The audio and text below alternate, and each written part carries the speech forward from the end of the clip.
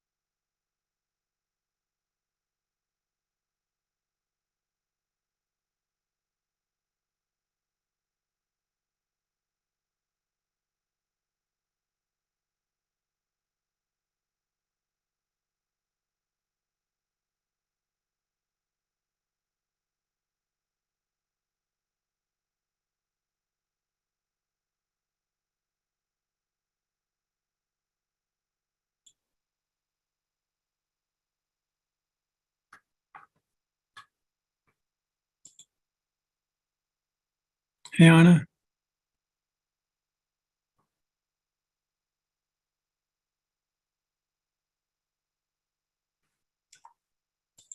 Ashley, I am about to make you host, okay? So that I can do some other thing. Where's Anthony? I don't see him. Okay. Oh, Melissa is there. Sorry, the co-reporter. There. She's there? Melissa, sorry. Okay. Hi, Melissa.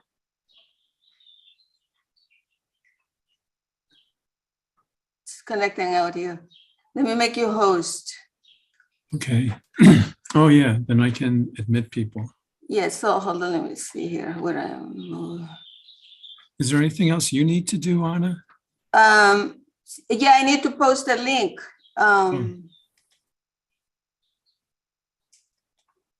So is this on YouTube right now? Yes. Okay.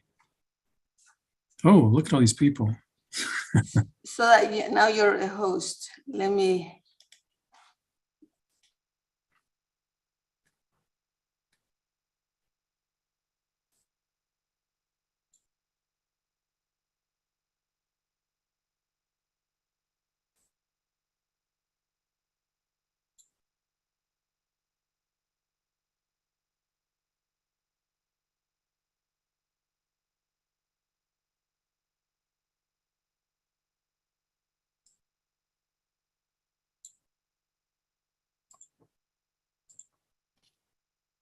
Hi, Melissa.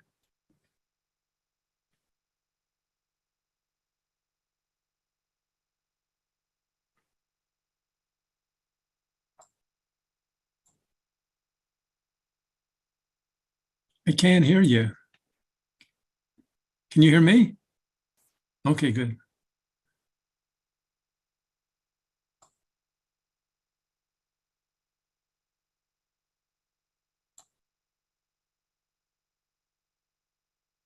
Waiting for Anthony to join here.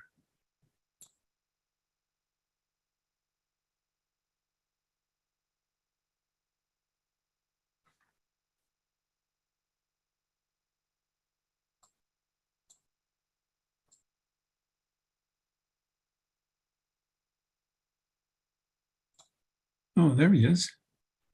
Hey, Anthony.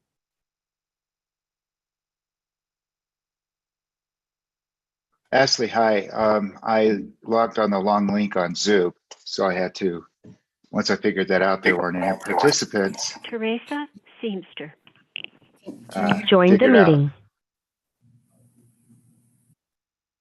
Teresa Seamster? Can anyone hear me? Yes, I can Oh, hear good. Okay. you. It's working now. Good morning, Melissa. Good morning. Thank you for joining us. Thank you for having me. So Anthony, do you want to let people in or should I do that or? If you'd like to admit them, I'm going to go ahead and start in a minute. Should I admit them all or just, I see Commissioner Fishman's on here. Okay, great. Just no, one at a time, I think. Oh, In order. Can you, well, go ahead and admit them all. That's fine. okay, Go ahead and admit them all. Yes, please. okay.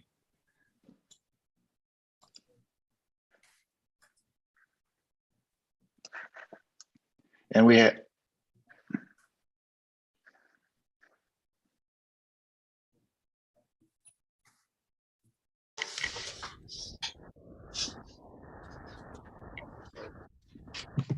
Robin Jackson. Joined the meeting.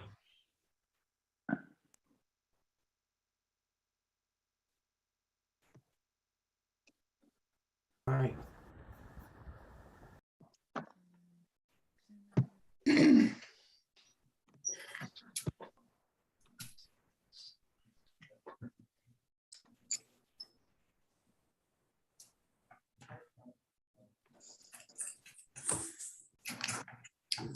Okay, Anthony, I think whenever you're ready.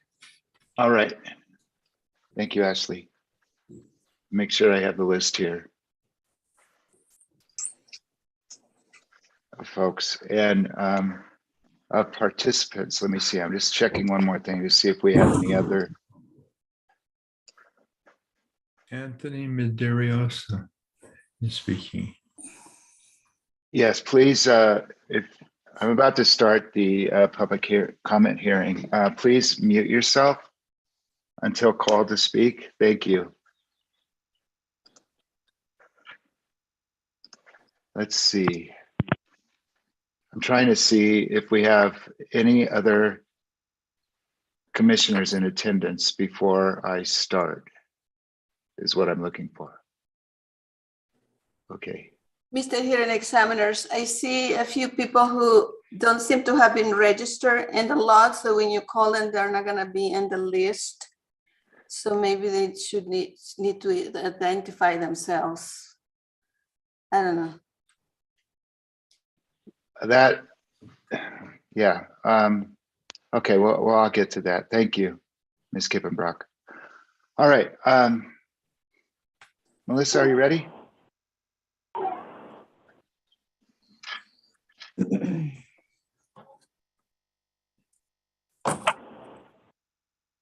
Ms. Gonzalez? Yes. Okay, thank you. All right, good morning. This is a public comment hearing in the subsequent phase of case number 19-0018-UT, created by order of the New Mexico Public Regulation Commission Joined the on meeting. March 30, 2022. I say subsequent phase because on April 1, 2020, the commission issued final orders in this case, granting Public Service Company of New Mexico, P&M, authority to abandon its interest in San Juan generating units 1 and 4, and granting P&M's request for issuance of a financing order to securitize specified costs associated with the abandonment. However, on February 28, 2022, Western Resource Advocates, Coalition for Clean Affordable Energy. Right at the top, so I'm off. Let's stop. I have to stop this. Could you please mute yourself if you're on the Zoom call? We don't ordinarily conduct the public comment hearing in this fashion where we allow folks in. So I ask folks to be on their best Zoom behavior if possible. Thank you. So on February 28, 2022, Western Resource Advocates, Coalition for Clean Affordable Energy, and Prosperity Works, they're called the joint movements in this proceeding, filed a joint motion for order to show cause and enforce financing order. The joint motion requests that the commission order P&M to show cause why its rates should not be reduced at the time San Juan is abandoned, and to otherwise enforce the final order on request for issuance of a financing order in this case. Whoever, okay, I might have to ask Ms. Kippenbrock, before I go on with the presentation, And public comment hearing, Ms. Kempenbrock.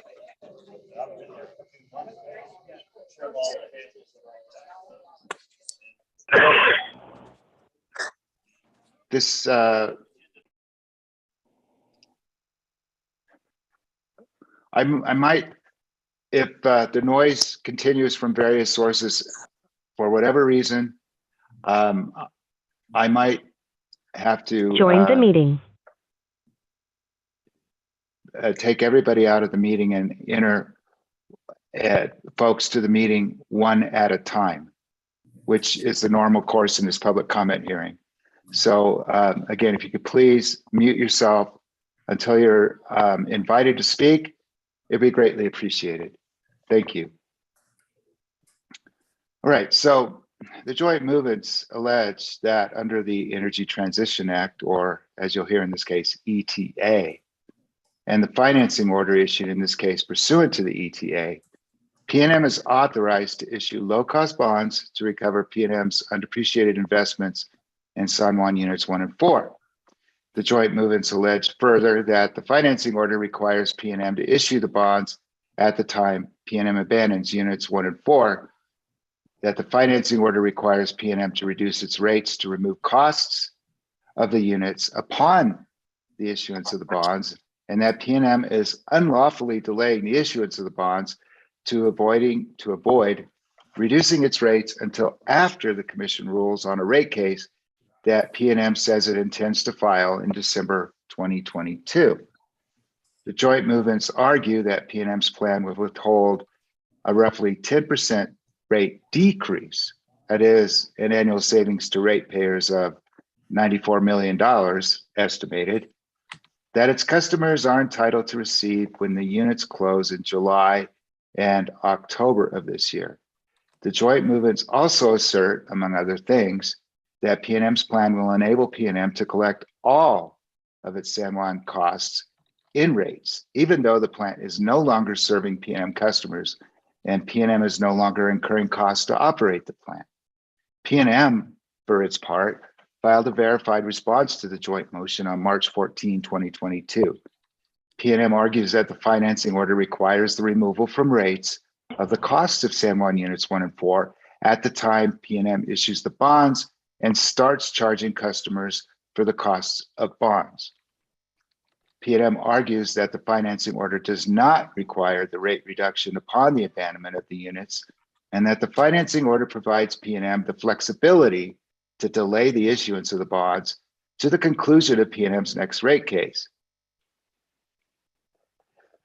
Subsequently, after those initial filings, PNM and several parties filed written testimony of witnesses supporting the parties' respective positions. Join the meeting. Those witnesses will stand for cross-examination of the parties and potential examination by the commission and the hearing examiners at evidentiary hearings slated to begin this Monday, May 23rd, and continue through Thursday, May 26th. Thank you all very much for being here. I'm Anthony Medeiros. I and my colleague, Chief Hearing Examiner Ashley Schanauer, are the hearing examiners assigned by the commission to preside over this matter.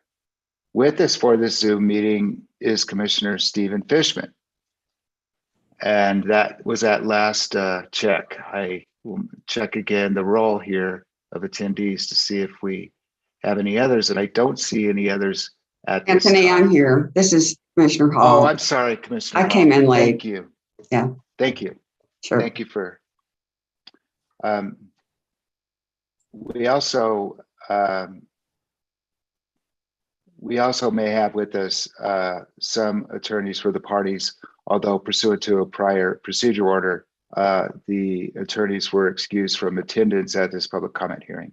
We also have Melissa Gonzalez, our court reporter, and Anna Kippenbrock, our legal assistant, who has been assisting us with registration of commenters and logistical issues for this Zoom meeting.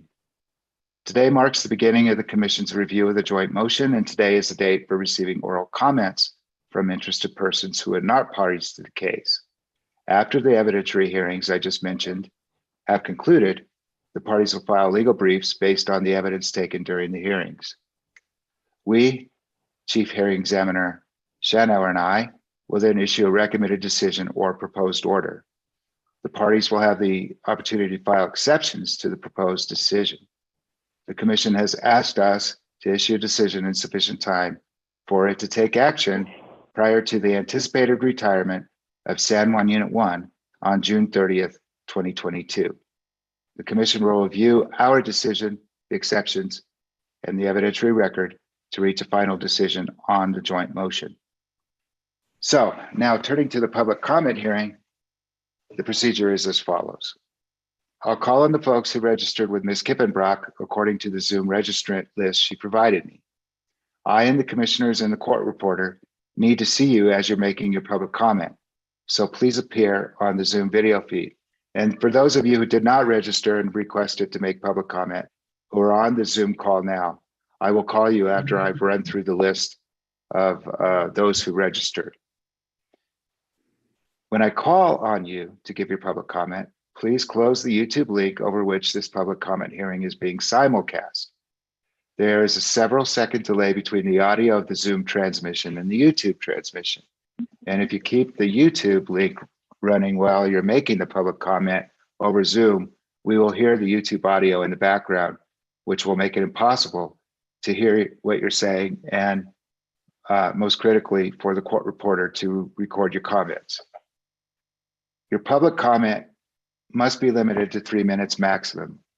When you've completed your comment, you may exit the Zoom screen and watch the remainder of the public comment hearing on the YouTube feed. If you feel you have more to say than can be said in 3 minutes, please prepare the remainder or all of your comments in written form and file the comment with the commission. Written comments can be filed with the commission up to the day that the commission takes final action in this case.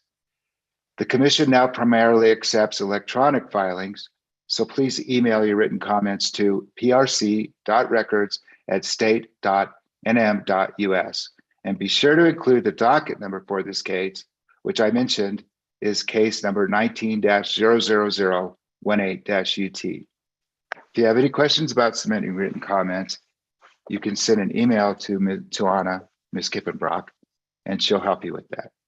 Finally, please speak slowly. Some of you may be reading from comments that you prepared, and when people do that, including definitely myself, there is a tendency to read fast, which in this instance will make it hard for our excellent court Join reporter the meeting. to transcribe your comments fully and accurately. So if you're reading comments, please try to speak slowly. Also, after I call on you, make sure you're unmuted on the Zoom app. State your full name and your affiliation with any group you may be speaking on behalf of, if that applies to you. Now, before we take your public comments, I'd like to ask the commissioners in attendance if they'd like to say anything before we begin.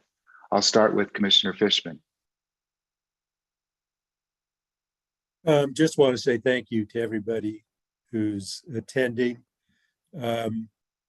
As you can see from the process we're going through, we're taking the motion from WRA seriously, and we're very interested in your perspectives and comments. So thank you very much for being here. Thank you, Commissioner Fishman. Commissioner Hall? Oh, I just wanted to say thank you for being here too and remaining interested in alert to changes in this case. And it's your voices that are very welcome window into the community's perception and concern about this ongoing case. I appreciate your being here. Thank you, Commissioner Hall. And while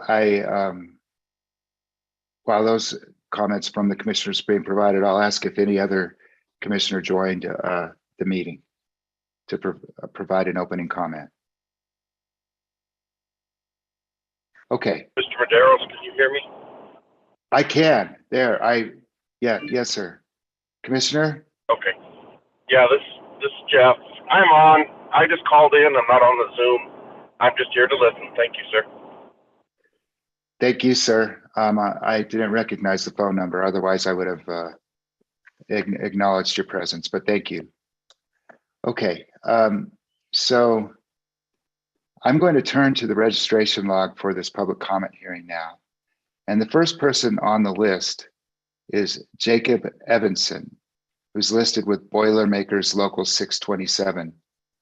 Mr. Evanson, are you, or I may be mispronouncing your name. You can correct me if I'm wrong, but are you on? Yes, I'm here. Thank you. Yep. And you're pronouncing it right. It is Evanson.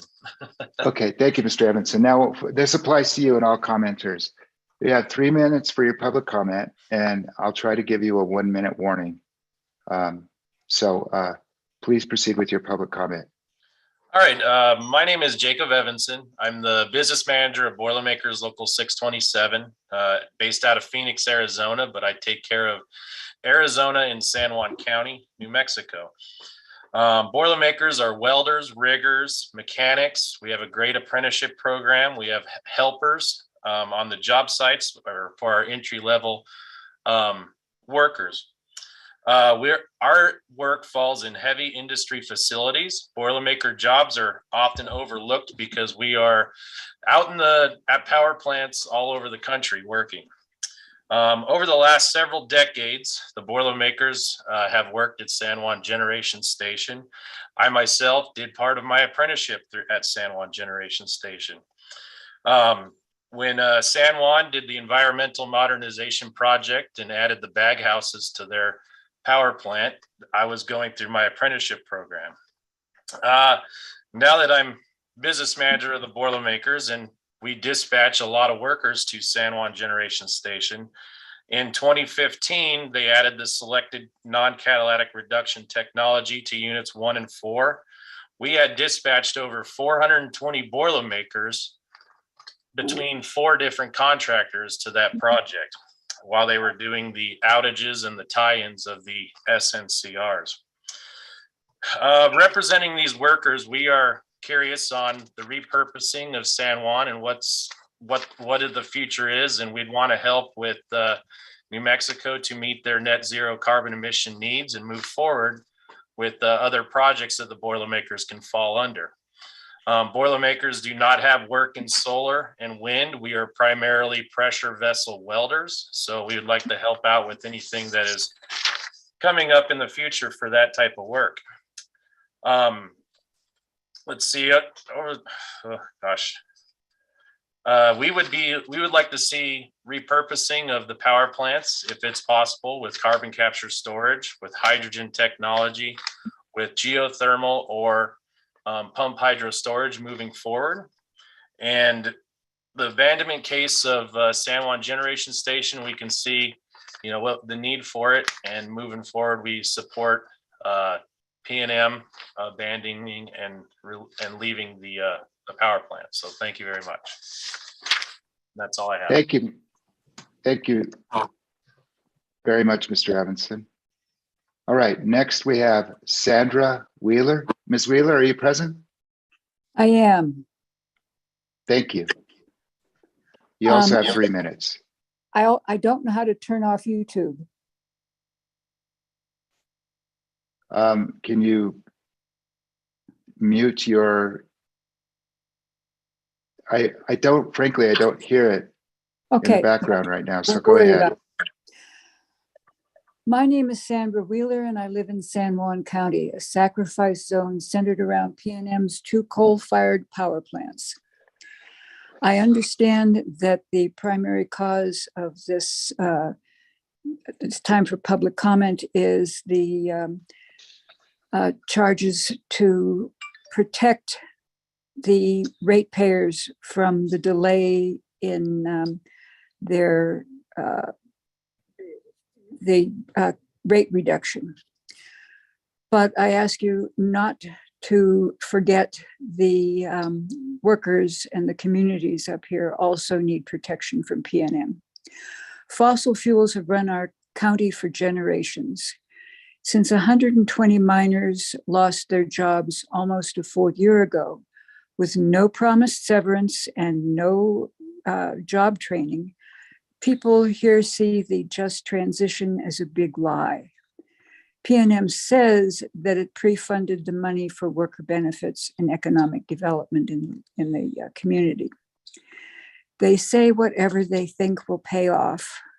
According to the New Mexico Political Report, a transcript reveals PNM Resources CEO told shareholders this February 3rd, early in the legislative session, there would not be rolling blackouts or brownouts because PNM had contingency plans in place.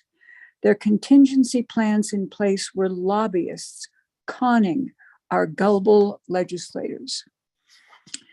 Please don't buy their new scam. Don't let people here come to hate the clean energy that we need for killing the only good paying jobs they ever had. We need your support. Thank you. That's all I have. Thank you, Ms. Wheeler. Okay, next up we have Robin Jackson. Hello, my name is Robin Jackson. I am a Diné community member with relatives in the Four Corners region. I am commenting to ask the Commission to accept PNM's offer to fully fund the Just Transition Assistance that is part of the ETA and make it a requirement in the order that is issued at the conclusion of this case. In PNM's testimony, they committed to fully fund the Just Transition Assistance that is part of the ETA. We care about economic transition. There is a pressing need for these funds in the community to be made immediately available. Funding should be a requirement by September 30th. We want full funding. Coal-impacted communities in the Four Corners region deserve an opportunity to transition. Just transition funding should start flowing now. A date needs to be set for the closure of the San Juan generating station. The community shouldn't have to be in limbo. Don't leave us in a reactive situation. We have a right to be more proactive about our futures and to begin planning a future away from coal. Thank you. Thank you, Ms. Jackson. Mario Atencio.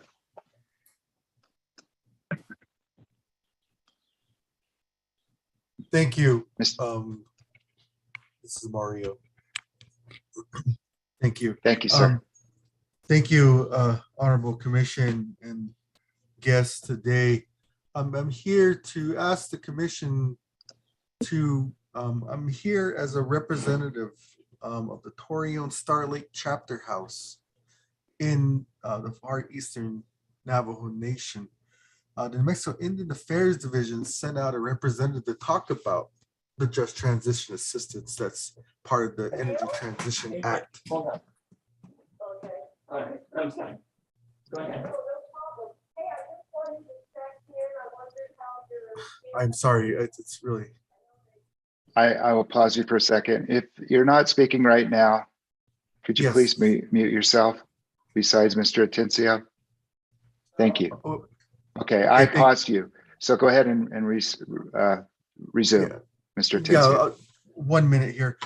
So in here, the Indian Affairs Department came out to our community and presented the Energy Transition Act and the Just Transition funding assistance. We in our community, we have a New Mexico Federal Opportunity Zone, and we're very excited about the prospects of working together with the Mexico Indian Affairs Division for projects that are that extend to Just Transition Assistance Fund. And so please, Commission, please fully fund the Just Transition Assistance as part of the ETA, because coal-impacted communities in the Four Corners region deserve an opportunity to transition away from coal. So thank you at that time. I thank the Commission and all the aforementioned guests today. Thank you very much. Thank you, Mr. Atencio. Francisco Rayon, forgive me if I'm pronouncing your last name incorrectly. Mr. Rayon.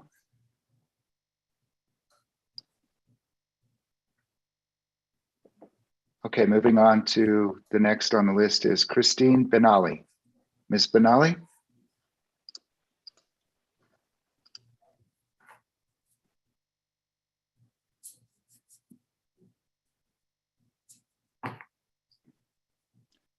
All right, was that Ms. Benali? Okay, I'm going to move on then to Wendy at City of the Navajo Education Project. Wendy at City.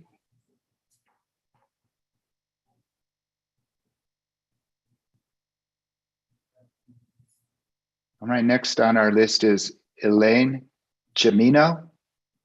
Ms. Chimino?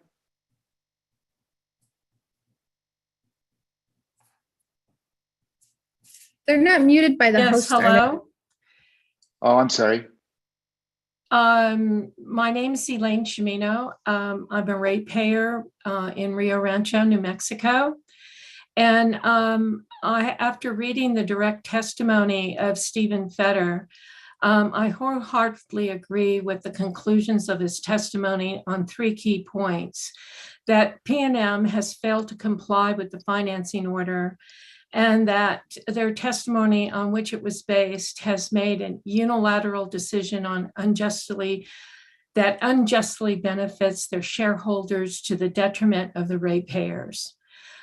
2, the sanctions should be appropriate against the company for noncompliance. And 3, the undue delay of the bond issuance and rate adjustment here would appear to skew the fairness of the mechanism of the securitization. I believe that a lot of the issues with PNM are schemes that are cooked up to delay a rate adjustment and securitization for the San Juan generating station that would make up for lost revenue, allowing the company to collect at least $125 million extra and then double collect on the abandonment costs are securitized.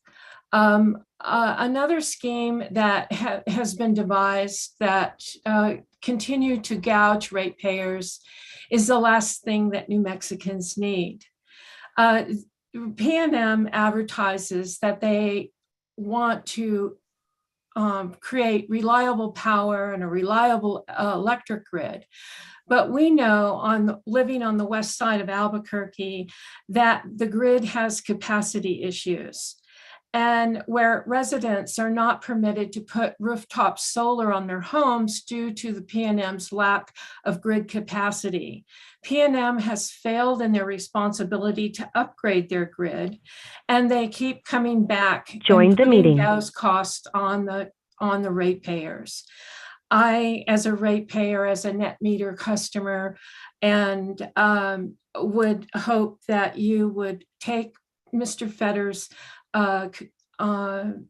conclusion and at heart, because I believe that PNM has failed on those basic 3 points regarding the San Juan generating station, as well as their responsibility to upgrade the grid throughout New Mexico. Thank you.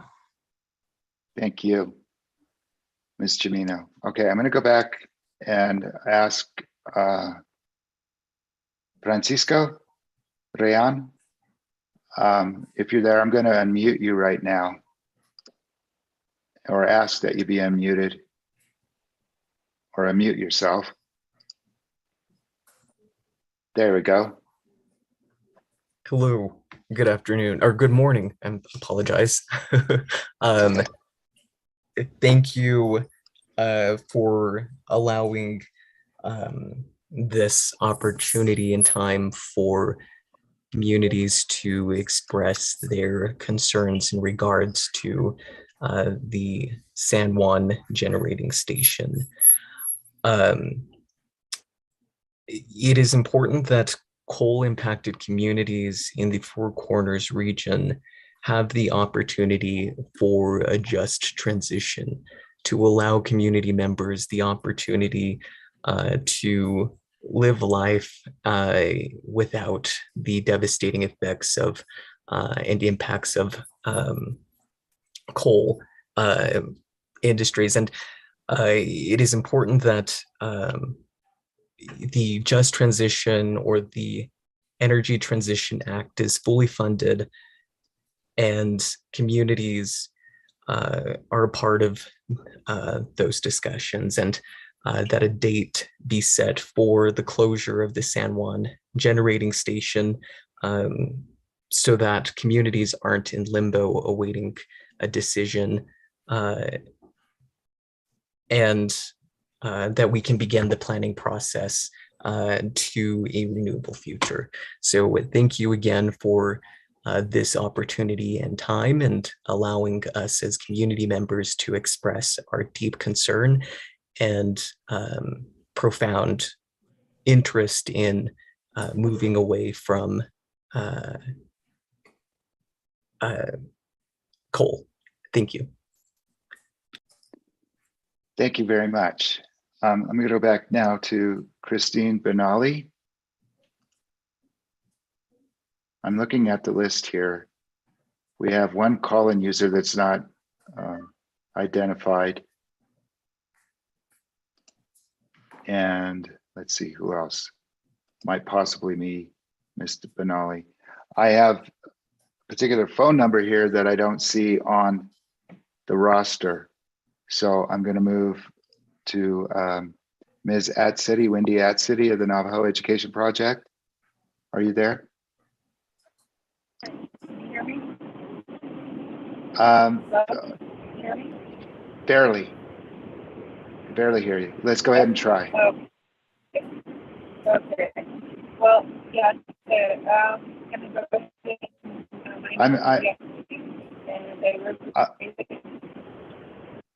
Ms. Atsidi, we can't hear you well enough to transcribe your comments. Okay. I'll try again. Okay, I'll come back to you. That's slightly better. Let's try that. Thank you. No, I'm sorry. I think we've either lost her or it's cutting out. So I'm going to move on to Ms. Atsidi. Could you please try and get a better connection for us? And I'll come back to you. In the meantime, I'm going to move on to Alma Rivera. Ms. Rivera? Yes, good afternoon. Good afternoon. Good morning. Sorry, yes, good morning. At least where I'm sitting, I hope. Go ahead. Thank you. Thank you. Good afternoon. My name is Alma Rivera, and I'm with Earth Care and Mutual Aid Network today. And the Mutual Aid Network is a solidarity and economic justice network. We're focused on resource sharing between members and resource navigation to ensure that those with the greatest need are able to access relief programs. Basically, we are neighbors helping neighbors. And I am here today to represent our low-income members, over 1,000 households in Santa Fe County and within Pnm's territory. Our members are struggling because of the economic impacts of the pandemic. One of the areas where we have helped hundreds of families with is utility payments. I am here to represent today our community members who are just some of the tens of thousands of New Mexicans who have had their electricity disconnected by Pnm, or who have had to choose between filling a medical prescription, buying groceries, or responding to a disconnect notice. This personally brings back memories for me as a child of coming home to brightly colored notices posted on our door, and knowing that that meant a few days of using grandma's candles and our camping flashlights. We made it work. And as kids, it was even maybe a little bit fun, but I know for our parents, it was not. This is a reality that continues to happen to countless families across our state, and it is no laughing matter. It hurts, and our families and communities are already hurting from the impacts of the pandemic. I would like to thank the commissioners and hearing examiner for holding this hearing and this whole proceeding to ensure that Pnm's proposal is scrutinized. We are grateful for your work to investigate the potential harm to New Mexicans, especially low-income ratepayers from PNM's proposal to delay a rate credit and delay issuing the bonds it promised it would when San Juan was set to close. We were promised cost savings when the ETA was passed in exchange for an incredible bailout for the utility.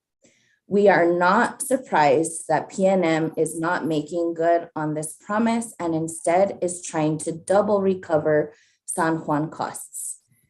What we have experienced is a culture of exploitation from this utility. We know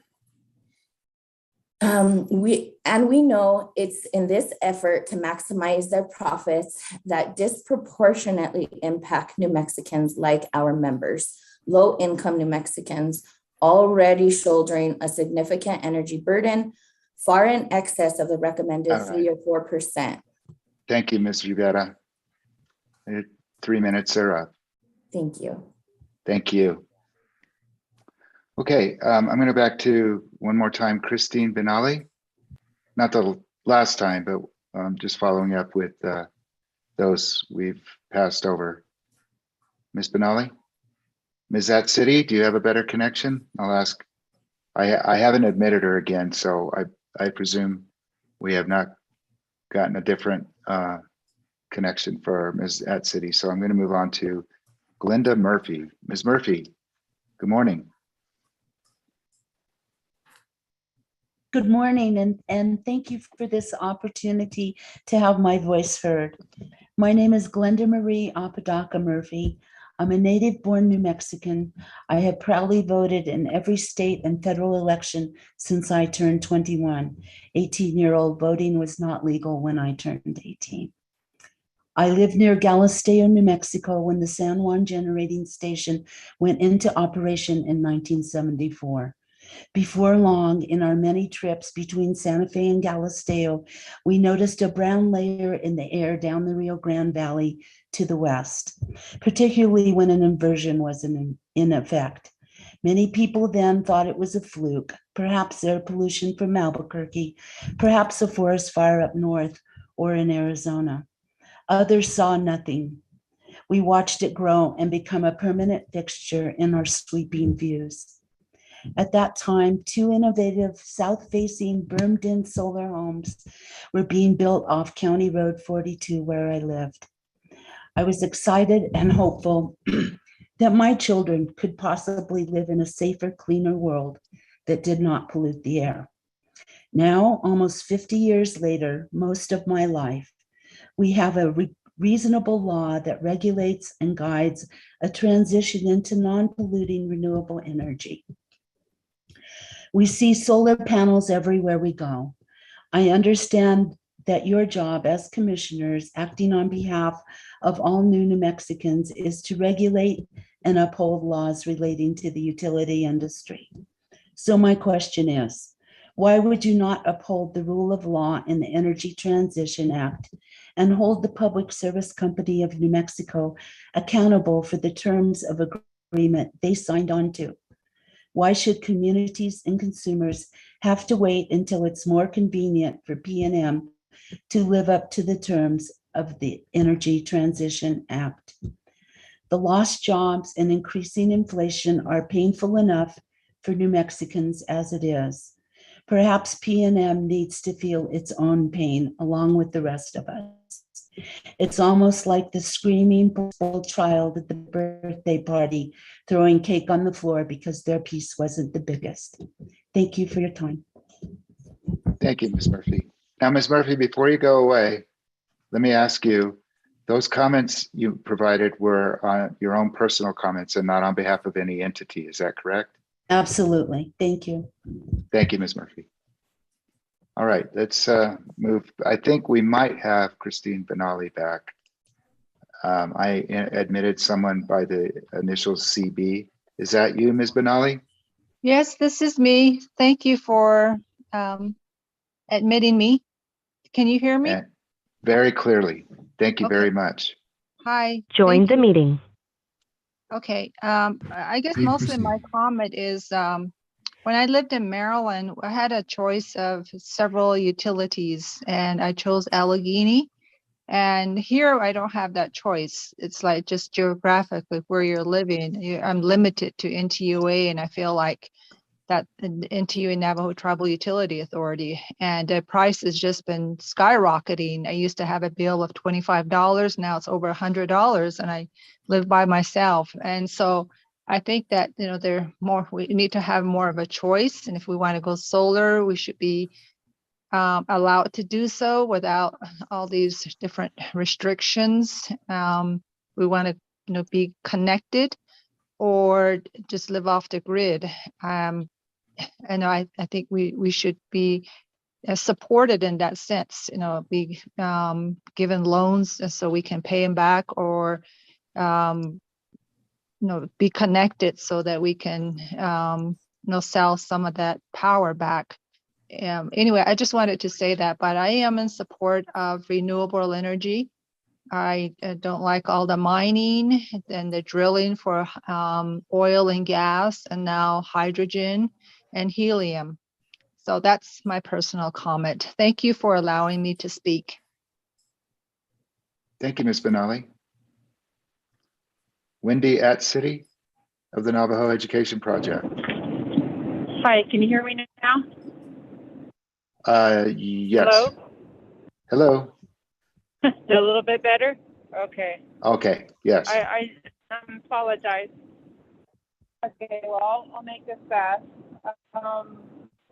But thank you for again giving me time to talk today.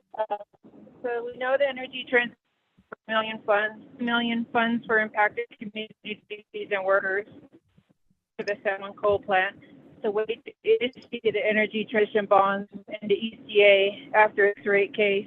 It's quite devastating to see the impact through more time of waiting for updates to the funds after a lengthy months of the ETA becoming law and a devastating pandemic.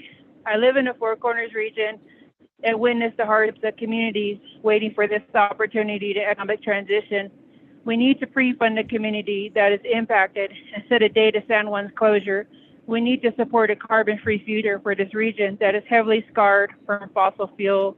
We need to begin sustainable economic opportunities that doesn't fuel climate change and impact health. Thank you. Thank you, Ms. Atsidi. Ms. Gonzalez, were you able to capture that? Most of that, yeah. I'll be able to figure that out. Okay, thank you. Let's move on then to Wayne Chili Yazzie or Yazzie. Mr. Yazzie?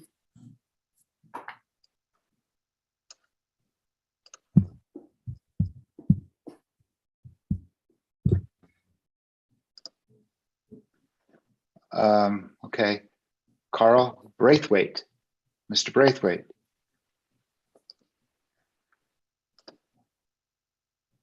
Thank you for the chance to testify. My name is Carl Braithwaite. I live in Albuquerque. I'm the former chair of New Mexico Environment Improvement Board. I was part of the group that helped negotiate the environmental aspects of the Energy Transition Act. I'd like to make 3 points. One is PNM is misreading the act. And that's hard to do because it's very clear that the benefits needed to move quickly from issuing bonds to the customers and to the workers and communities that need to plan for the transition.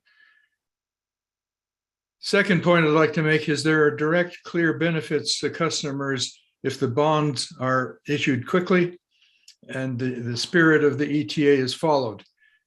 Approximately $7 per customer per month is a meaningful savings to a lot of people. That's a key important part of this whole discussion. Third point is the workers in the communities need the money now to do planning. The delay that PNM would put in place could easily delay over a year and even a couple of years. That's really, I think, a bad behavior on the part of PNM to put the workers, the communities, and the customers in this kind of a box. So in sum, I'd urge you to stop the P&M delay by the actions that the commission can take. Thank you very much. Thank you, Mr. Braithwaite, for your comments. Martha Burt of Indivisible SOS Santa Fe Climate Environment Committee. Ms. Burt? I'm here. Ready? Yes, ma'am. Thank Hey, you. good morning, commissioners and fellow testifiers. My name is Martha Burt. I come to you today as the Vice President of Indivisible SOS Santa Fe and as a member of its Climate and Environment Committee. We work to assure a fair, secure, reasonably priced, and carbon-free energy future for New Mexico and New Mexicans. We believe that PNM's plans to delay issuing bonds to cover the remaining debt of the San Juan Generating Station will move us backward on every aspect of Indivisible SOS Santa Fe's goals. Join the meeting. PNM's plan violates its own commitments in the Energy Transition Act and its own financial commitments approved by the PRC. It is supposed to issue its bonds at the same time that it closes the plant. Unit 1 of the plant will close on July 1st, just 6 weeks from now, and Unit 4 will close on October 1st. Bonds should be issued at that time, and we ask the PRC to order PNM to do so as it is previously promised. PNM's stalling is an egregious example of its by now standard deviousness and ploys to keep making money at the expense of New Mexico ratepayers. Ratepayers now pay a charge on their monthly bills to assure PNM a 10% return on investment. Once the bonds are issued, that return drops to 3%, with the difference being available to lower rates and benefit New Mexico electricity users. PNM would rather that didn't happen, that it be allowed to continue profiting by charging ratepayers for operating a plant that is closed, including charging for salaries that are no longer being paid. Of course it would, and it will, if allowed, send all that profit out of state to benefit Wall Street and not us. Then it wants to be paid again for the same thing when its undepreciated assets are securitized. It wants to be able to claim that the plant was not abandoned until the bonds are sold a year or two from now, even though the plant will be completely abandoned by October 1st, 2022.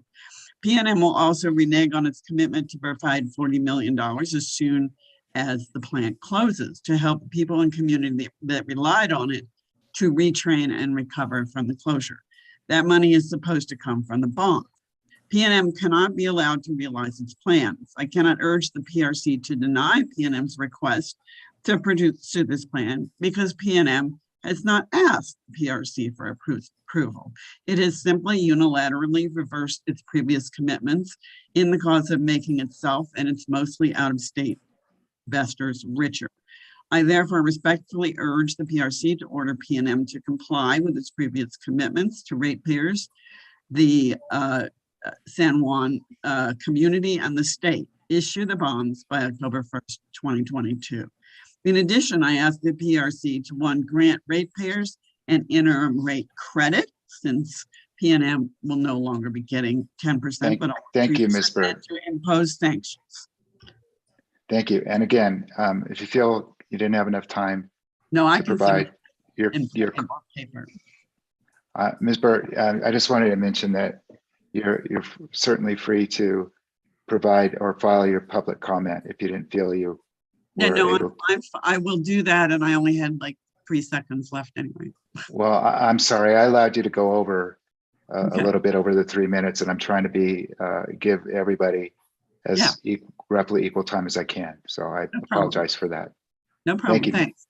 Thank you for your public comment.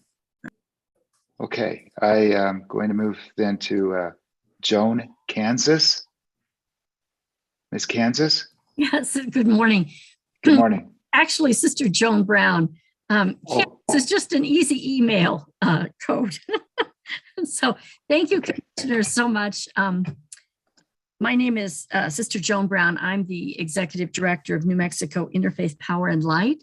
And we work with hundreds of faith communities all over the state and thousands of our faith people.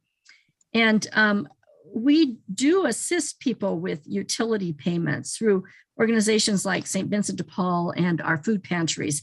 And we call this the works of mercy, but there are also the works of justice, and that's what this issue is about, and why we as a faith folks worked so hard on the ETA. But we worked hard on this after great discernment only because there were the aspects of economic just transition for the affected communities and for ratepayers. So we're very disturbed by the delays and what seemed like misrepresentations and dishonesty by PNM to break promises that were made through this agreement. Affected communities need these funds for just transition now. They need to be fully funded. Dates need to be set and honored for the closure of San Juan.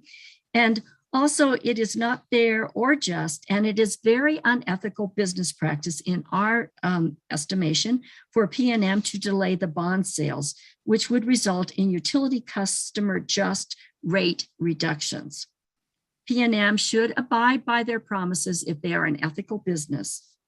So the PRC, it is your responsibility. Part of this is why the public continues to grow distrustful of our institutions, and we're moving more and more into dysfunctionality. So it's very important for the PRC, as a public entity, to please uphold ethical and moral actions for the common good of New Mexicans and these affected frontline communities. Join the meeting. It's a matter of public trust and well-being. So thank you very much for your work. Thank you very much, Sister Brown, for your comment. Now, next up is June Parsons.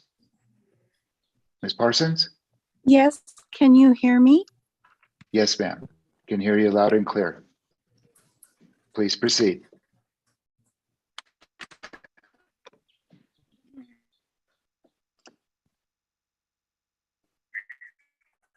Ms. Parsons? Thank you. Dickens, my name is June yes. Hello? Hello. Are you there? Hello, can you hear me? Yes, I'm here. I Go can hear ahead. you. Go ahead. My name is June Parsons, and I'm here speaking today for fairness and the well-being of my fellow New Mexicans. I'm asking the PRC to please prevent PNM from pulling a bait and switch on customers, because closing the San Juan coal plant will save money, and PNM will start investing for themselves the saved money that rightfully belongs to PNM customers, who should start seeing those savings right away when San Juan closes. Please require PNM to issue the energy transition bonds that were enabled in the Energy Transition Act, bonds that will save the average customer about $7 a month. $7 a month may not sound a lot to some people, but for folks on the low income spectrum, it can make the difference of whether they can actually pay a bill or buy something needed at the grocery store. Motivations for PNM delaying bonds issuance includes profiting considerably from the savings that rightfully belong to customers from the closing of the San Juan coal plant at the egregious expense of customers, while at the same time, and on top of that, PNM would keep collecting about 10% rate of return on these very monies that should have been returned to customers sooner. Thank you for your time and consideration in representing the best interests for all New Mexicans and safeguarding their fair and equitable treatment. Thank you, Ms. Parsons, for your comment. Next is Marlene, and I'm going to mispronounce your last name. Is it Parat or Parati? I'm sorry.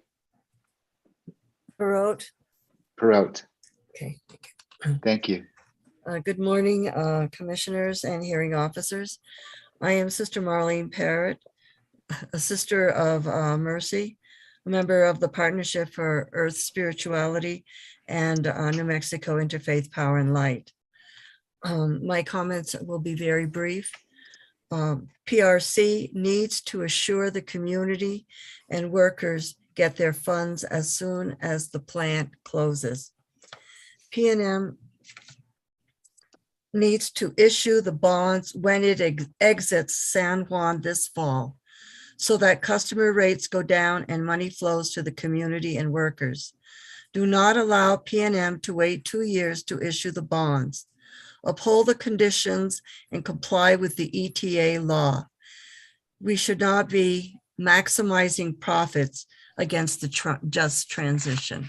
Thank you so much. This is a very moral and ethical issue of upholding the law and the commitments that were made in good faith on all parts. Thank you so very much. Blessings. Thank you, Sister Marlene.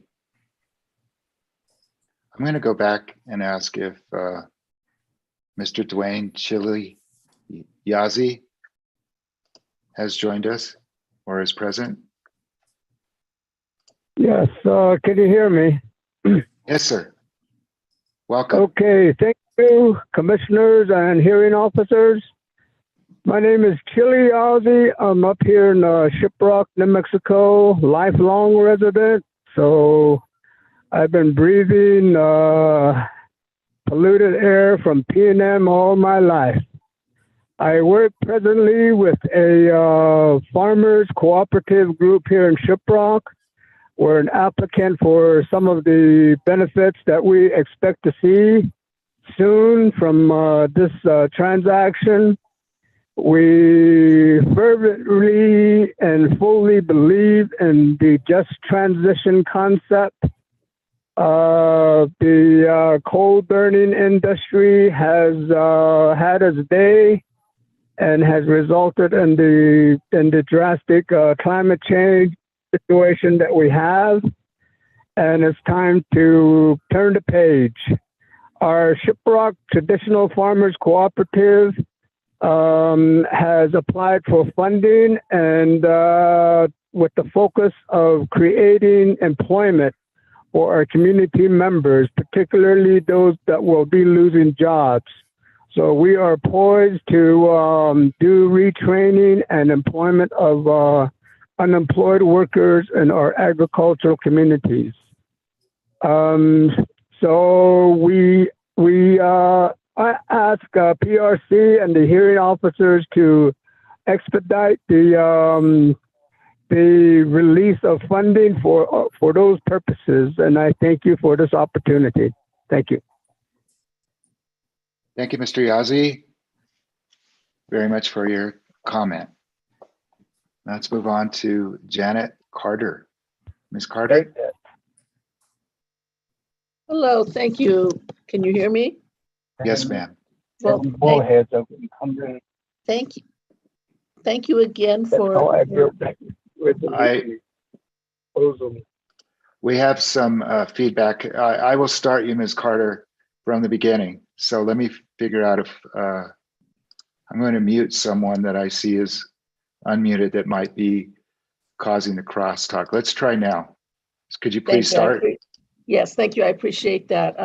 Thank you. My name is Janet Carter, and I am a ratepayer in the Santa Fe area.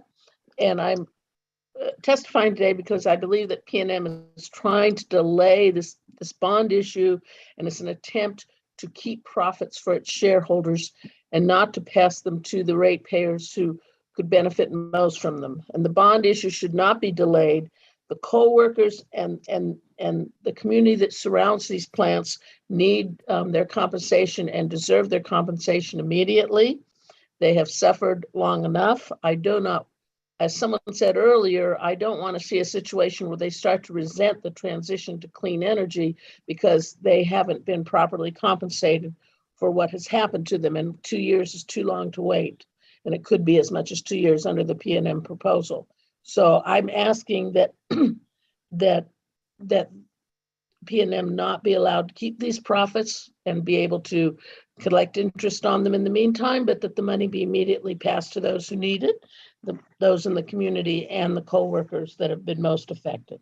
And this is, again, it's a matter of economic justice, and it also is a matter of environmental justice. I speak for myself and not any organization I belong to, but I am active in several environmental organizations. We want very much to see the transition to clean energy in this state, but we need it to be a just transition to clean energy in the state, and that isn't happening with this sort of proposal. So please vote to uphold the agreement to make sure that these people are compensated immediately. And thank you.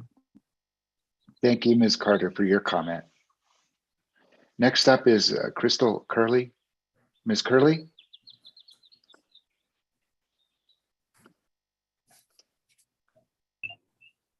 Did you say Crystal? I did. Okay. Welcome. Awesome. Thank you so much. I'm going to get my... Okay. Well, good morning. My name is Crystal, and I'm the executive director of a nonprofit called Indigenous Lifeways based in McKinley County.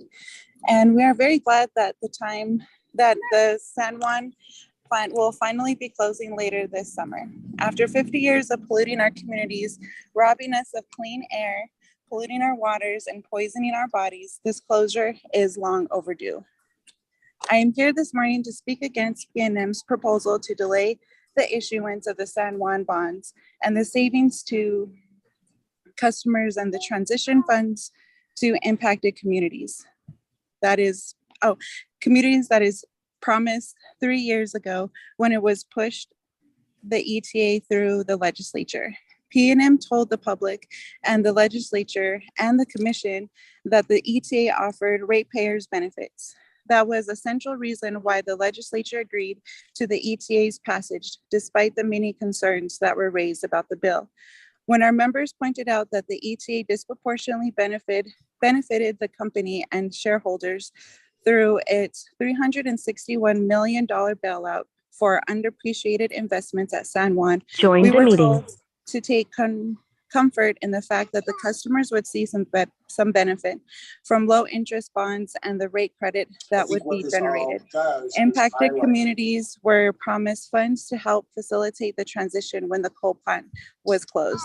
Instead, P&M is ignoring the financing ordered it requested and pushed through the PRC while attempting to double collect on San Juan's costs. Not only that, but they are trying to once again mislead the public and ratepayers. We found it very concerning that they spent ratepayers' money to hire a PR firm to spin their proposal and target advocacy groups like Retake Our Democracy and New Energy Economy. The commission must hold P&M accountable. Customers in our impacted communities should be given the benefits that were promised immediately and in full. We want the rate credit we were promised. Transitions funds must be paid in full now as promised.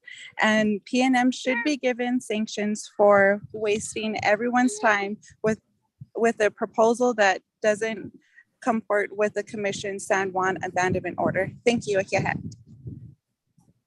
Thank you, Ms. Curley. All right, next up is, and please mute yourself if you're not obviously speaking. Only I and the commissioners and Chief Hearing Examiner Shanauer and the speaker should be unmuted. And that person up next is Athena Christodoulou.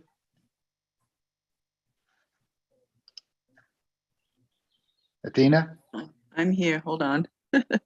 No worries. Somewhere. There we go. There we go. Yes, good morning. Good morning.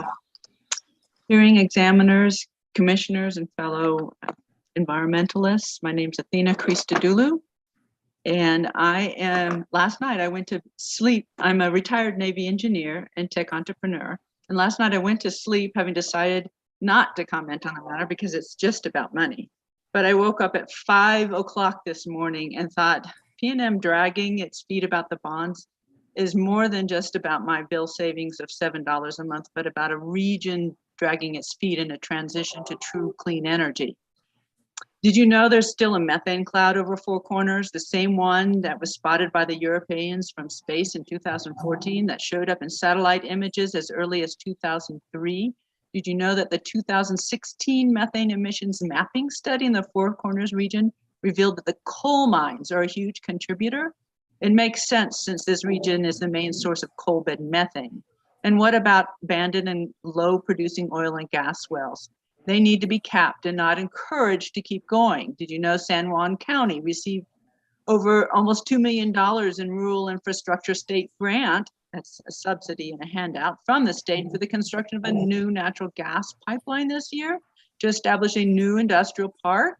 Natural gas is a dying beast and most industrial complexes are gearing up to decarbonize. Looking into the purpose of the park, it seems benign until you get into the current lessee, process equipment and service company, Pesco in Farmington, who claims that their manufacturing goes beyond oil and gas, but they've got a close partnership with biotech, which manufactures equipment that allows on-site hydrogen generation anywhere there's a source of water and, you guessed it, natural gas. Blue hydrogen, the newest false solution to climate change. So just to make clear, natural gas, also known as methane, really, is 150 to 200 times worse warming potential than carbon dioxide in the short term. It's taken me a long time to put all this together and raise that alarm, but it's now time for science, not silence. New Mexico is burning, temperatures are rising, and our future is at stake. Close the mines, no new gas, and cap the abandoned wells. Make PNM cut their ties by issuing the bonds and paying the $40 million to transition the workforce and the local economy to clean and meaningful jobs like filmmaking, outdoor tourism, clean and renewable energy, farming, and the space industry.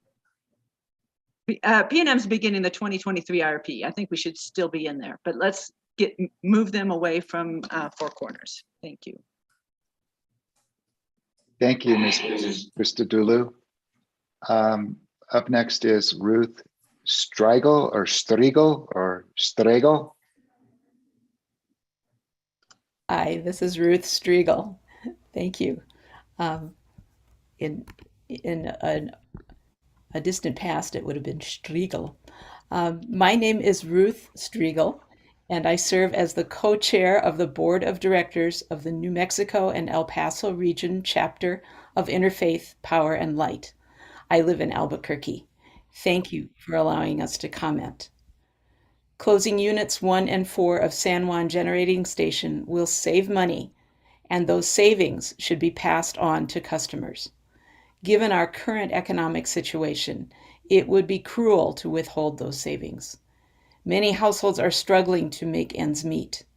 One needs only to drive the streets of Albuquerque to see that people are unable to support themselves, and the number of unhoused folks is growing dramatically.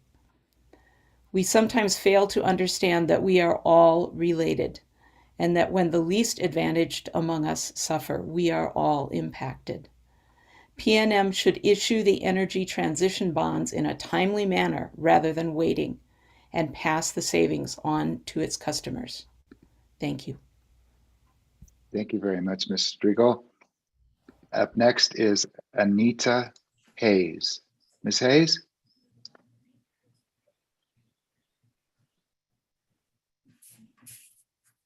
Yes, good Are you morning. there? Good morning. Yes, I'm here. Good morning. Good morning, commissioners and hearing officers. My name is Anita Hayes, and I represent the community of Teragon, also known as Hogback. We are located about less than 10 miles west of San Juan power plant. So I've lived here all my life, worked here in our community pretty much all my life. I have a few items here that I'd like to share.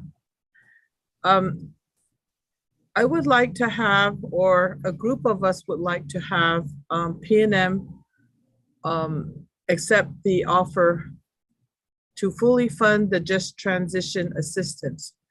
which is part of the ETA, making it a requirement in order it was issued, in the order it was issued rather. P&M testified that they were committed to fully funding the Just Transition Assistance, which is part of the ETA. We are an affected community and are in need of these funds, and it should be made available as soon as possible. And due to the pandemic, and we are a farming community along the San Juan River, we have farms, over 3,000 acres of farmland in our community that are in need of upgrading and are in need of a lot of work that needs to get done in these farmlands. And we have farmers that are in need of help. And with the ETA fund as an applicant to some of the organizations in our area, is going to be very beneficial to the local farmers. Again, like I said, we live less than 10 miles away from the power plants. And the numerous effects that it has had on our community members, birth defects, health defects, high diabetes, asthma, what have you, has affected our community along the San Juan River greatly. So we'd like to put this power plant, coal-fired power plants in the past and look forward to more solar, clean energy, so we can apply that and raise our future generation in a healthy environment, in a healthy, clean air environment. And basically, pretty much that's what I would like to comment, and to ensure that the ETA funds get distributed as soon as possible, so we can start working with those funds for our community members that have been affected greatly by San Juan and other power plants. Thank you. Thank you, Ms. Hayes, for your comment. Thank you. Thank you, ma'am. All right, up next is Joseph Hernandez of the Nava Education Project. Mr. Hernandez, could you please unmute yourself and provide your comment?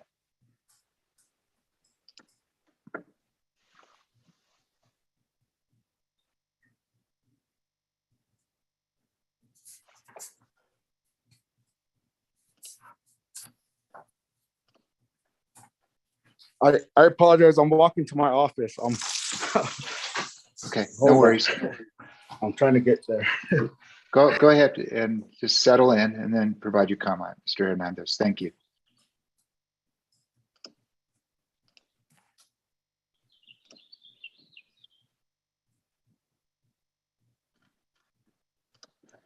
I need you to unmute yourself again now.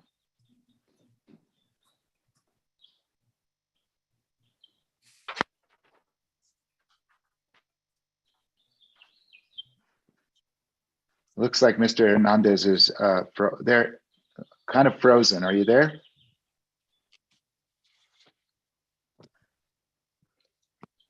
Yes. Can you hear me now? Yes, sir.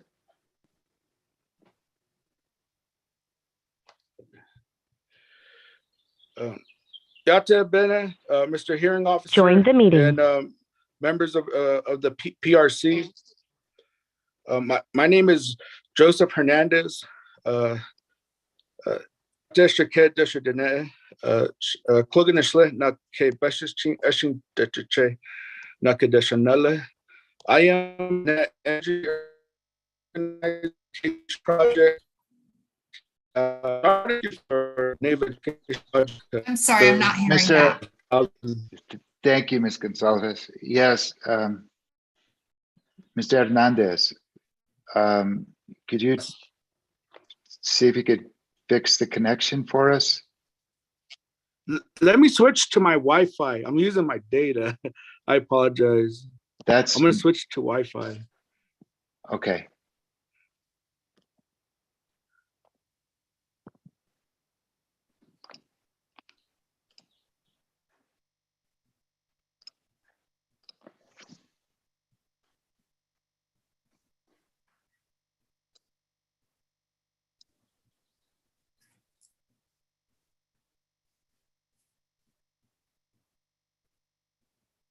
Okay, I'm back. All right, let's Is that go. better? Yeah, I think so. Let's see how it goes. Okay. Hello, Mr. Hearing Officer and members of the PRC. My name is Joseph Hernandez.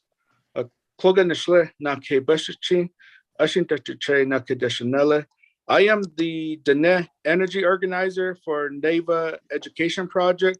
I started working for Nava Education Project in July of 2019, the same month that the Energy Transition Act was signed into law by Governor Michelle Lujan Grisham. And I got started working on just attending chapter meetings and understanding more about the ETA. And when I was doing that process, I really got to hear from the community, what this transition would mean to the community. Keep in mind that right after high school, I'm from Shiprock, and right after I graduated Shiprock High School, I worked at the San Juan Generating Station as a security guard. And this was back in 2006. And I remember the acid rain. I remember the employees who knew where to park at because the paint would chip off of them whenever it would rain. And so many of my family members have worked at the power plant. And to this day, they contribute a lot of their illnesses due to working at the power plant. My father was a truck driver and he hauled fly ash. And because of that, he has respiratory issues. But as we can go on to as you consider moving forward on the future of San Juan Generating Station, I think it's important that the PRC considers that the community is ready for this transition. The community wants to ensure that the resources are there, such as the funding through Section 16. That the community groups get funded. By ensuring that we go through this process, to help the impacted communities that are surrounded by the San Juan Generating Station. In fact, there are some jobs that are going to be happening underway, that are being permitted, and this will help with the transition of the 837 megawatt of generation. And that's through the solar project that is just northwest of the power plant, which will generate thousands of jobs and create a source of revenue, especially a tax base for the school district that my daughter goes to school at. I definitely do understand that this is a tough decision, but we got to make this transition. Thank you very much, Mr. Hearing Officer. Thank you, Mr. Hernandez. Okay, up next is Larissa Carson. Ms. Carson?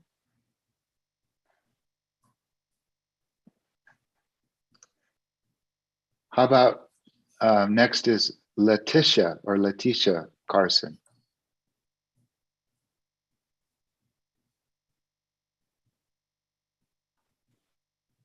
All of these, and then the last on the list, and I'm going to mention Mr. Eugene Hernandez as well. They all have the same Gmail account that goes by Joseph Hernandez, b2bjoseph@gmail.com. So I presume these folks, the Carsons and Eugene Hernandez, are together. Are any of you on the call? On the Zoom call, I should say.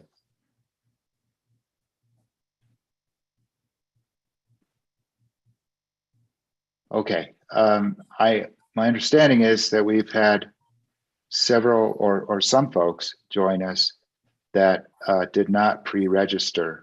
And so in order to isolate and allow their public comment, I'm going to ask those of you that have already provided public comment and are still on the Zoom call to please leave the call and watch the remainder of the public comment hearing on the YouTube feed on the commission's website, if possible. That way I'll be able to discern who I need to provide the remaining public comment. And one person I see here that's been waiting patiently is Mr. Carl Peterson. Is that correct? Thank you, Commissioner. My name is Carl Peterson. Hearing examiner. Oh, I'm sorry. That's all right. That's all right. My name is Carl Peterson, and I am a member of Indivisible Albuquerque. Once again. So please repeat, you're a member of? Indivisible Albuquerque. Once again, the ratepayers are being asked to cover Pnm's imprudent investment in coal through the delay of their bond issuance. Renewables were and are a more cost-effective solution for power generation. Electrical energy storage is cost-effective today, and the price point continues to decline with new battery chemistries. Sadly, Pnm shareholders must bear the cost of the imprudent investment strategy fostered by Pnm's management. Thank you. Thank you, Mr. Peterson, for your comment. Let's see. Is Stacy Slay with us? Ms. Slay? Yes, I am. Can you hear me? Yes. All right. I live in the Four Corners, and I'm speaking today as a private citizen. I can see the power plant from my backyard, basically. I've lived here since 1996. I've worked at Central Consolidated School District since 1998 to 2010. Anyway, I do belong to several, or not belong, but follow several groups such as Rio Grande chapter of the Sierra Club. Very interested in this area moving forward and no longer providing out-of-state profits for no reason. The ETA provides for Pnm to be able to get out of the hole they've made for themselves. They've made a bad investment. If I make a bad investment, I have to eat it. I'm sorry that they have to eat it, but one thing I've noticed in everything I've been reading, what they're talking about eating most is a projected profit. And it's not real money. It's not anything they've made. It's what they could make. And so we have the ETA. It's my understanding it's law. It's my understanding also that me and all my neighbors, a majority of people, at least in the state of New Mexico, want this to go forward, want the bonds to be issued, want everything to happen without delay. But it seems like, as so many times here in the San Juan Basin, P&Es get involved, corporations whose motivation is for their stockholders and no one else. You know, they call it fiduciary, but they're killing people here. And you as a PRC, you can do what the ETA is asking and passed by law, and you know, let's do it. I came here and I was in perfect health. I now have MS and I'm on 4 liters of oxygen a minute. And I've heard from many people living in this area around this coal power plant that, yeah, a lot of people get sick and we are exposed to it every day.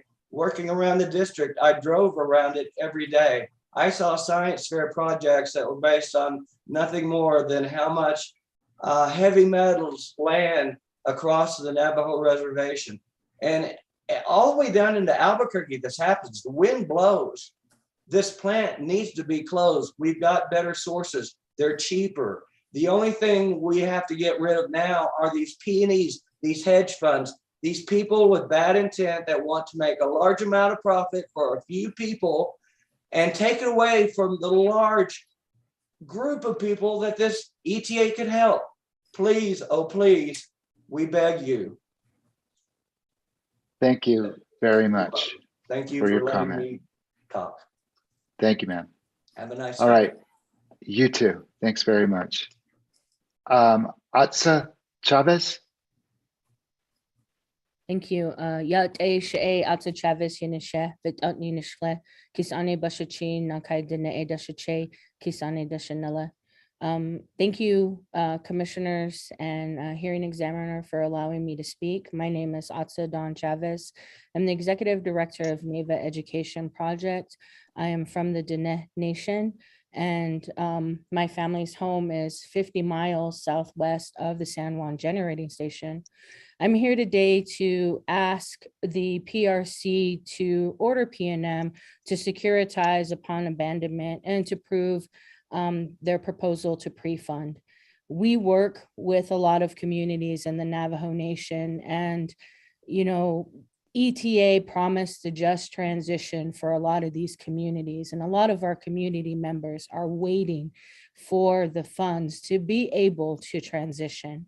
It's unfair that they've had to wait some 3 years to be able to create these plans and are just waiting on these funds that would go to the Indian Affairs, to Economic Development, and Workforce Solutions. The abandonment of Unit 4 is scheduled to close at the end of September. And I would urge the PRC to ask that we require that they go ahead and securitize the funds at that time. They committed to fully fund those just transitions assistance as part of the ETA. And we as community members care about that economic transition. There is a huge need for these funds within the communities. We've heard from people that live around San Juan generating stations. We've heard them talk about their needs for farming and their needs for these funds to make that transition. We also know that there are a number of people who are working in this workforce that also need these funds to be able to transition into other sectors of energy. And we want these bonds to be issued now rather than later. We can't wait another 18 months for these communities to see the funds to be able to make that transition. This needs, the closure of San Juan generating station needs to have a date.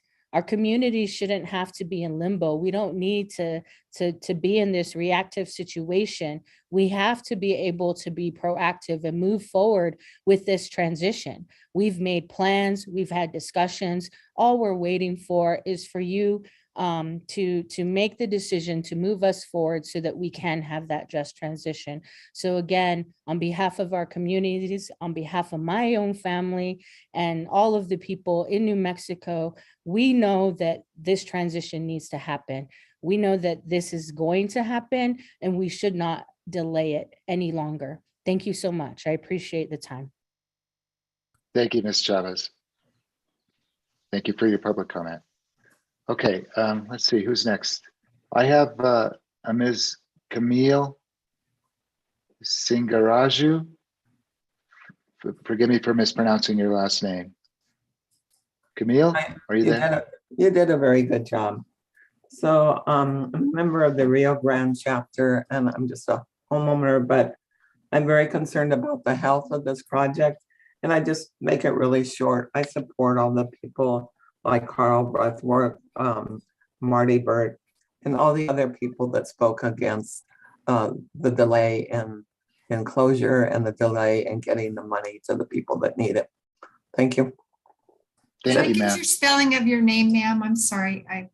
S as in Sam, INGARAJU.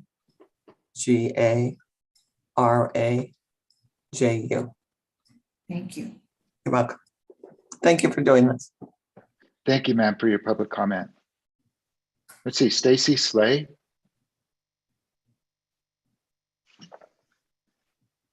Yes.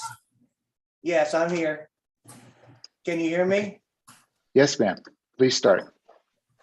I went just moments ago, but oh, you did go moments ago. Yeah, I'm sorry. I can tell people about how P&M is trying to say they're losing money on profits that are projected in the future. I appreciate that. I'm sorry. That's my fault. I had asked folks who had spoken earlier to please leave the meeting and watch it on YouTube, because I feared I was going to do what I just did. So And I need my to go bad. now? Yes, ma'am. Miss Slay. Okay, Yeah. I'm sorry, my bad. No, my bad. No, I'm sorry. Apologies for that. Okay. If I Thanks again, So- and y'all have a wonderful day. Thank you, ma'am, Bye-bye. so much. Bye-bye. Apologies for that, folks. Let's see. I don't think I called on Terry Sloan. Terry Sloan? Good afternoon, good morning. Yes, sir. Thank you. And you had not called on me yet. Good morning, David, Honorable Commissioners, and Mr. Hearing Examiner. My name is Terry Sloan. I am the Director of my NGO, Southwest Native Cultures, through which I'm an accredited member of the United Nations. I'm a board member within the Mexican Interfaith Power and Light, and a board member with the Green Amendments for the Generations, a national organization. And I worked on the early beginnings of the ETA when Michelle Long Grisham was a congresswoman. Closing this overly expensive coal plant will save us New Mexicans money. PNM will start saving right away, and therefore customers should start seeing those savings right away when the San Juan power plant closes. The PRC needs to uphold the promises to New Mexicans when we approved the Energy Transition Act. PNM already is reaping profits. PNM CEO is already making $5.2 million. How much is enough? This is an environmental justice issue, as you have heard from many of my brothers and sisters that live in the Four Corners region, and to New Mexico as a whole.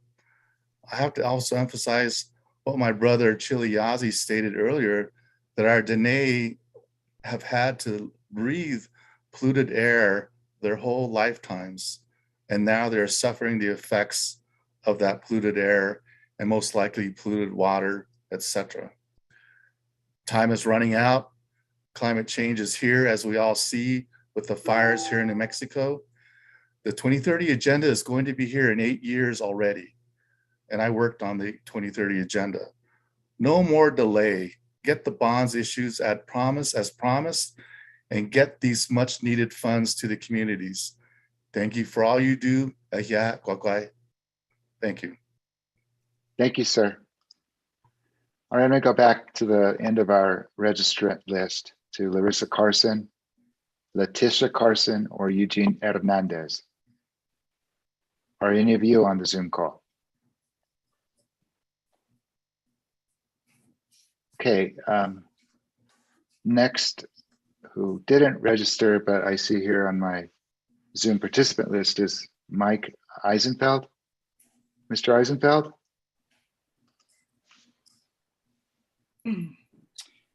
Yes, I'm here. Hearing examiners and PRC commissioners, thank you very much for allowing us to give comment. I've lived in Farmington for 26 years. When I moved here, I kind of immediately took into account the two coal-fired power plants that are just west of Farmington that have had a dramatic impact on the landscape here for many, many years. They are 50 to 60 years old. They need to be retired immediately. San Juan Generating Station basically is slated for a September 2022 retirement. The ETA was something that that I participated in with the encouragement to be part of promises from PNM and other utilities that if they abandoned and securitize, that they would then be putting their investments into transitioning the community. And that transition should be solar and solar storage. And there's an urgency in our community for that transition because we need to account for property taxes, school district funding, and innovative technologies that allow renewable energy to occur.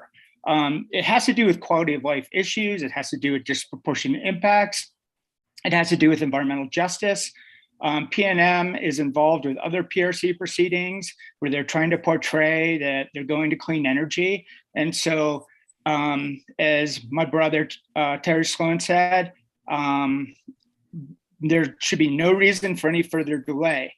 We need to start talking about decommissioning, reclamation, innovation. Those are the narratives that need to be focused on. Time is running out, and September of 2022 will be upon us. PNM needs to follow through with what they said they were going to do. I would also just say that too, that our community is being hit with a lot of false narratives. With all due respect to the Boilermakers, carbon capture and carbon sequestration and blue hydrogen are false narratives.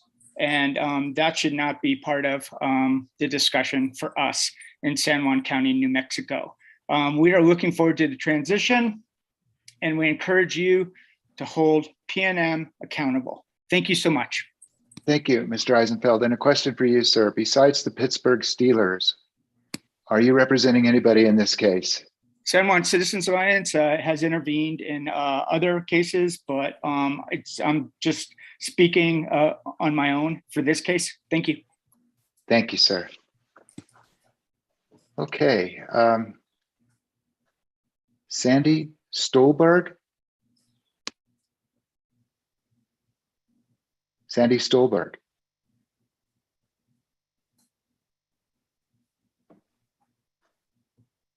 I'm going to ask you to unmute yourself. I just did. Ms. Stolberg? Okay, I'm going to move then to Stan Renfro. Mr. Renfro, are you on?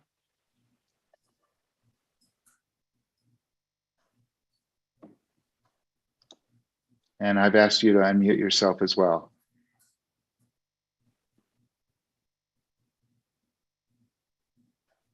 Mr. Renfro.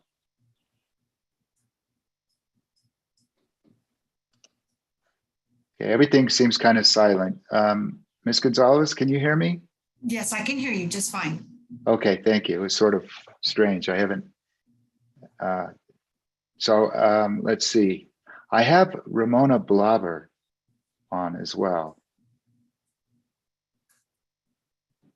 You know, I work for the Sierra Club Rio Grande chapter, and we were interveners in the original case, 190018. So I don't know that I'm allowed to make a comment. I can move to YouTube.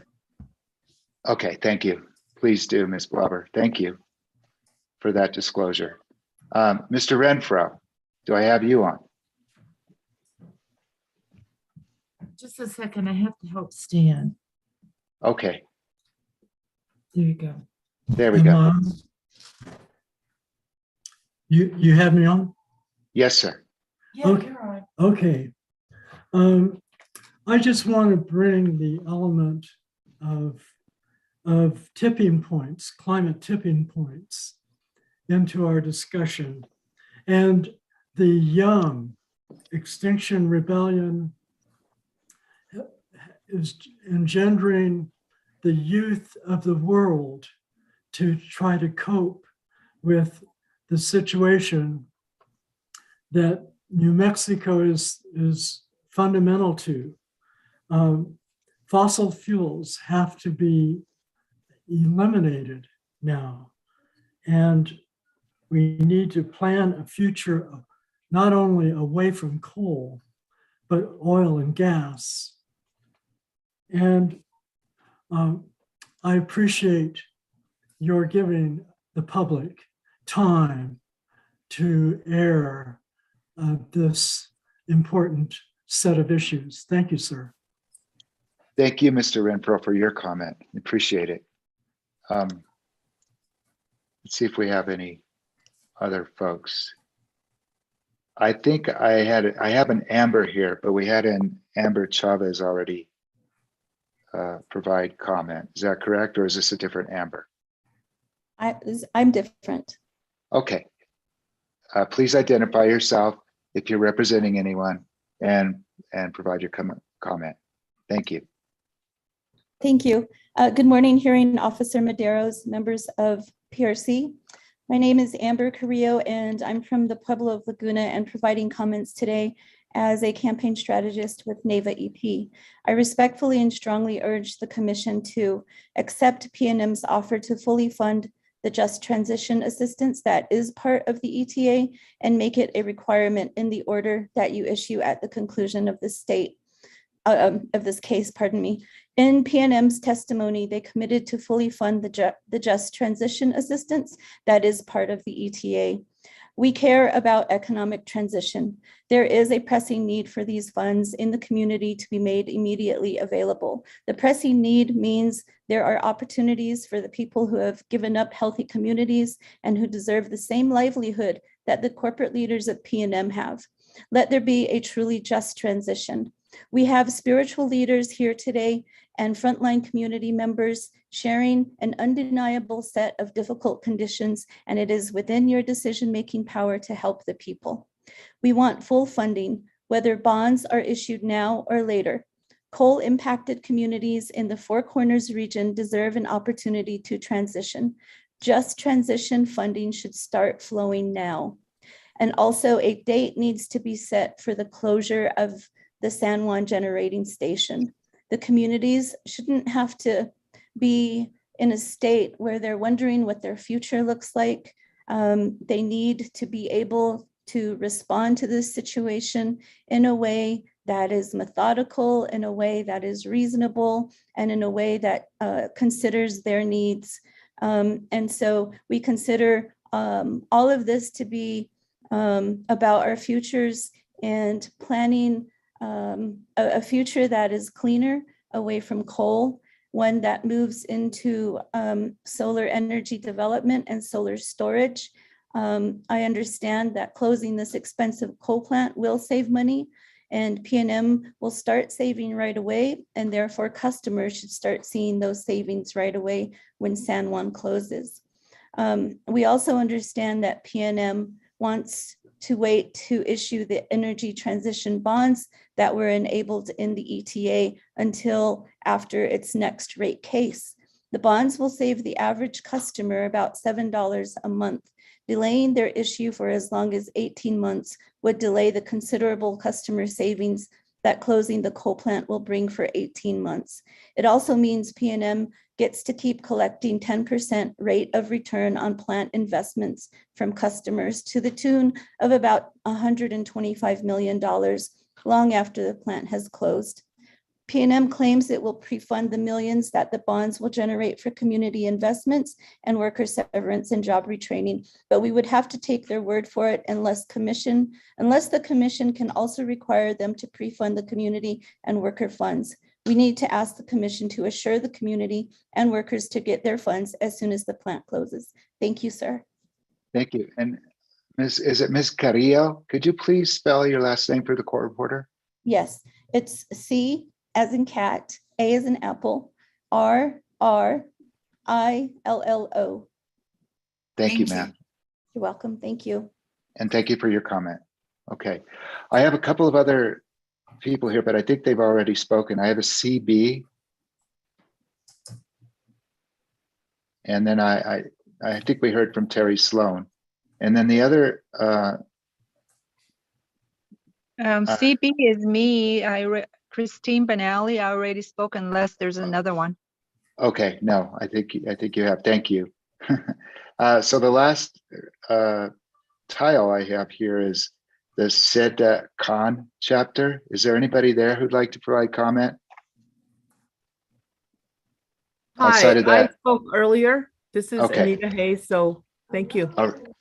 Okay, thank you. I think by process of elimination, we do not have Larissa Carson, Letitia Carson, and Eugene Hernandez. So I'll just say their names one last time. But outside of that, we've heard our last public comment from those who registered for the hearing or otherwise joined a Zoom call thereafter. And before I close, I'd like to ask the commissioners if they have any closing comments. Commissioner Hall?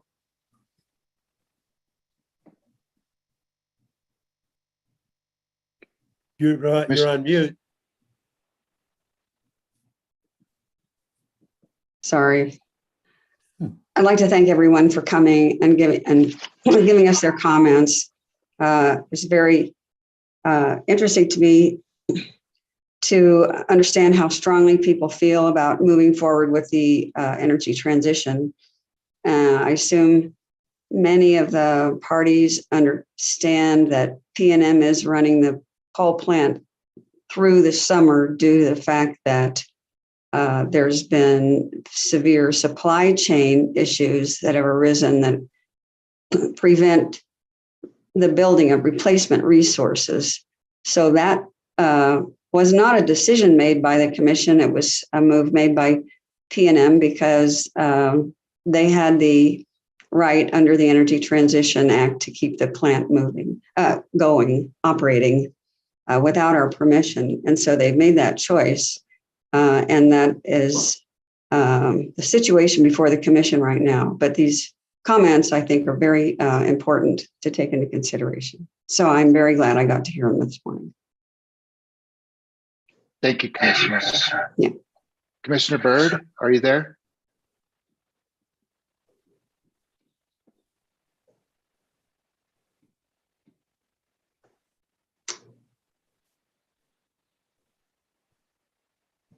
All right. Commissioner Fishman. Yeah, I appreciate all the comments. I think there was one theme that ran through, I believe, all the comments, which is folks want PNM to keep their promises. And PNM has taken a course where they perhaps perceive what their promises were differently than many of us, than many in the public believe. And that's what we need to resolve. And I just want to assure everybody that as a commission, we want to be sure we interpret the law in a way that is as fair as possible to all parties. And as I said at the beginning, we're taking the arguments made by WRA quite seriously, and we do think, obviously, that they need to be looked at carefully. And your thoughts help us understand how the public is seeing this whole issue. And we need to make decisions in the public interest.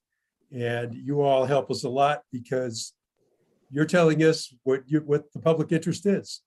And we appreciate your taking the time to do that. So thank you. Thank you, Commissioner Fishman. Okay, with that, I want to, and hereby do, thank you all for your comments. And I encourage folks to tune into the evidentiary hearings beginning Monday morning, May 23rd at 9 a.m. The hearings can be viewed through the YouTube channel, accessible over YouTube and on the Commission's website. Again, thank you, everyone, and especially Ms. Gonzalez. Thank you so much, as always, for your excellent court reporting for the Commission. This public comment hearing is now concluded. Take care, all. Thank you. Thank you. Thank you.